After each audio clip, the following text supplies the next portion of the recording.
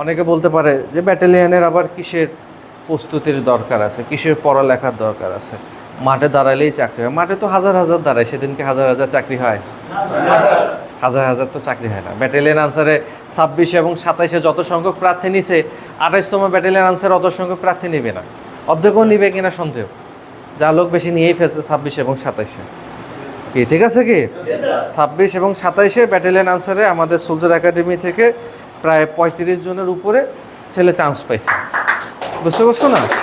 এখন আমরা প্রতিদিন দেখো ফেসবুকে পোস্ট দিচ্ছে, দেখো আমাদের ফেসবুক পেজ ফলো করো, প্রতিদিন একটা করে পোস্ট দিচ্ছে, যারা ট্রেনিং শেষ করছে ওদের ছবি সহকারে পোস্ট দেওয়া হচ্ছে। তো এরকম চলতেই থাকবে পোস্ট। সো যারা মনে করে ব্যাটালিয়ন আনসার খুবই দুর্বল, এখানে কোনো মেডিকেল ফিট হওয়ার কোনো ব্যাপার নাই, শারীরিক ফিটনেসের কোনো ব্যাপার নাই, লিখিত পরীক্ষা আবার কিসের প্রস্তুতি, ভাইবা পরীক্ষা আবার কিসের প্রস্তুতি, মাঠে দাঁড়ালেই চাকরি হবে, তারা বোকার রাজ্যে বাস করতেছে।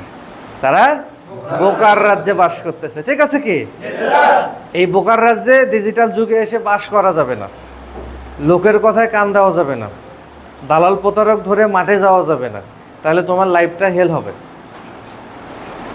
যোগ্যতা বাড়াও, পরিশ্রম করো, মাথার ভিতরে জ্ঞান অর্জন করে যাও। এরা তোমার সাথে বিট্রিয়া করবে না, করবে?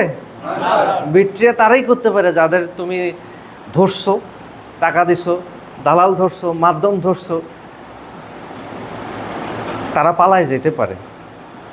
কিন্তু পরীক্ষা তোমাকেই দিতে হবে, মেডিকেল পরীক্ষা তোমাকেই দিতে হবে, লিখিত পরীক্ষা তোমাকেই দিতে হবে, ভাইবা পরীক্ষা তোমাকেই দিতে হবে। এখন তুমি যদি উইথাউট প্রিপারেশনে মাঠে যাও, তাহলে ভাই তুমি কেমনে ভালো করতে পারবা? ভালো করা যাবে? তোমাকে এখন ধরো একটা BMW গাড়ি এনে দিলাম, চাবি দিলাম, যাও গাড়িটা তোমার, চালায় যাইতে পারলে তোমার গাড়ি।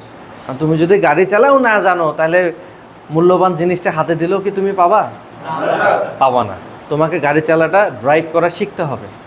ঠিক সরকারি চাকরি যেমন একটা সোনার হরিণ, এই সোনার হরিণ সবাই ধরতে পারে না। সোনার হরিণ ধরার জন্য ভালো শিকারী হইতে হবে। ভালো শিকারী তারাই হবে যারা আগে থেকে শিকারের পিছনে সময় দিছে, শ্রম দিছে, চেষ্টা করছে, পরিশ্রম করছে।